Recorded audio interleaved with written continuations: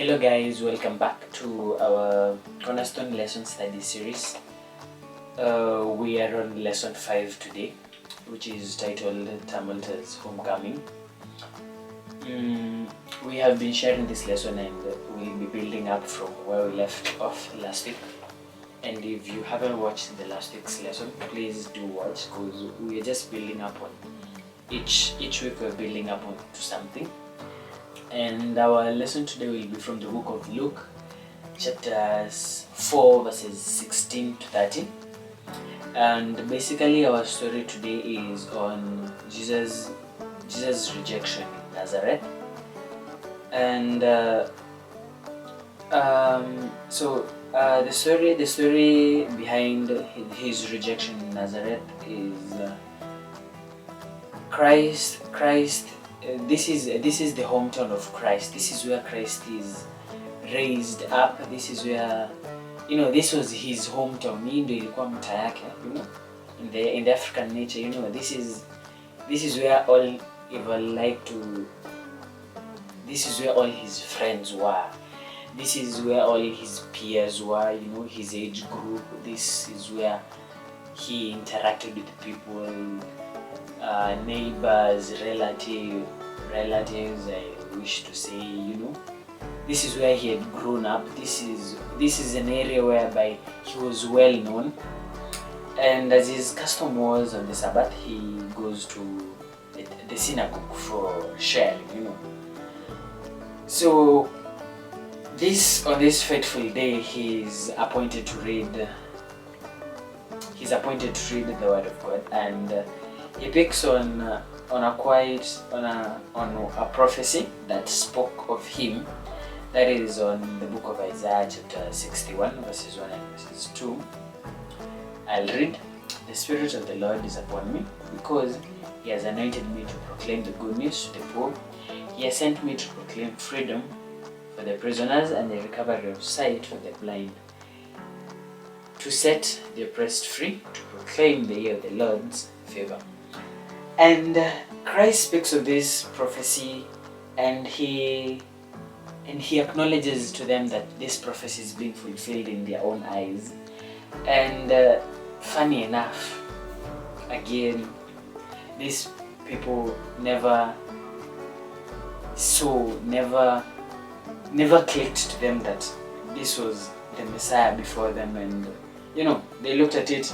In verse 22, it talks of all spoke well of him and were amazed at the gracious words that came from his lips. And they asked, "Isn't this Joseph's son?" I mean, this was prophecy being fulfilled in their eyes, but yet all they could see was Joseph's son. Appearance versus reality again. So as I was saying, we're still building up on the same lessons.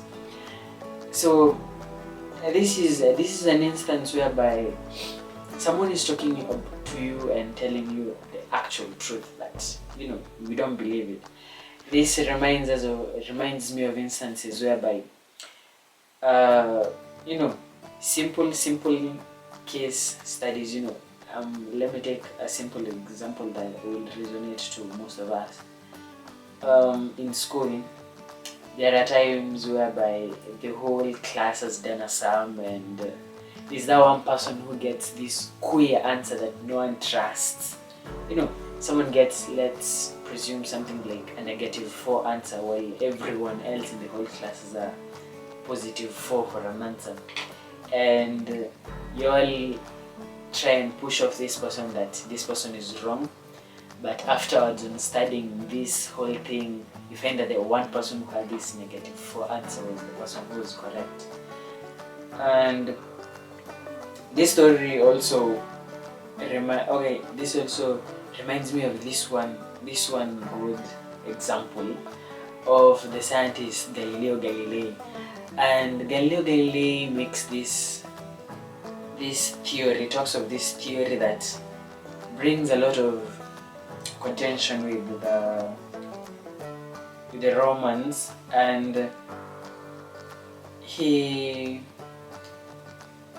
if you're familiar with the Copernican theory, that is the theory of the sun being the center of whereby the sun is the center and all the other planets revolve. It's a common, I think it's now the basis of all science, of astronauts, I guess to say, of meteorology and all.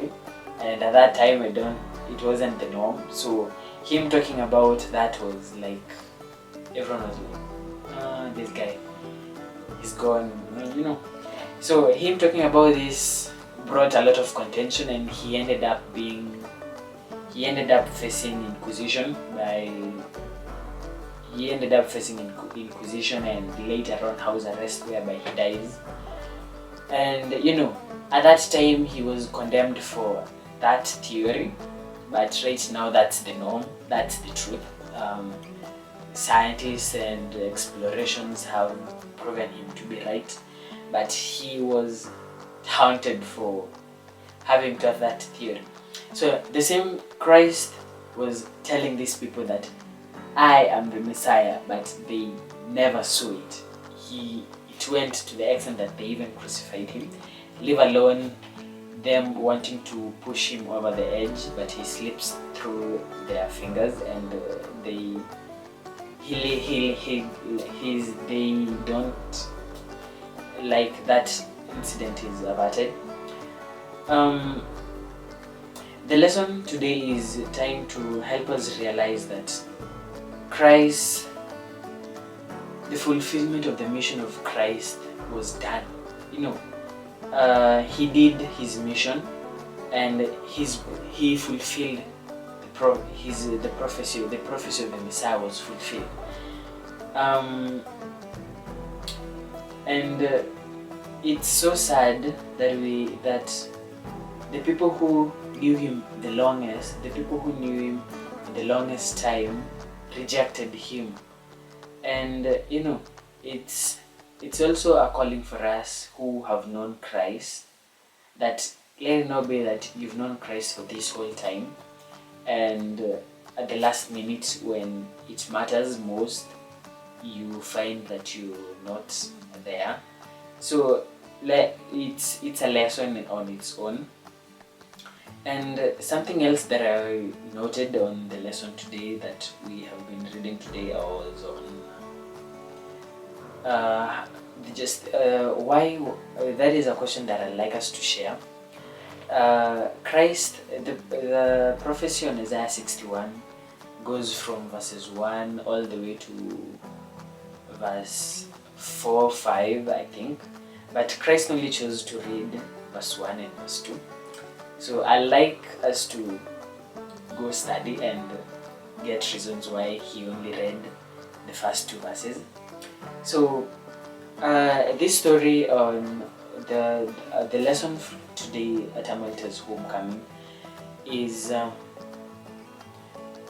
so as we wrap up the lesson for today. So at Tumultuous Homecoming is a lesson that awakens us to understand the prophecy of time, given that these people, given we need to understand our attitude towards Christ and understand the times we're living in, similar to the attitude that these people had during their time, and the attitude they had and the occurrences that were occurring in their times.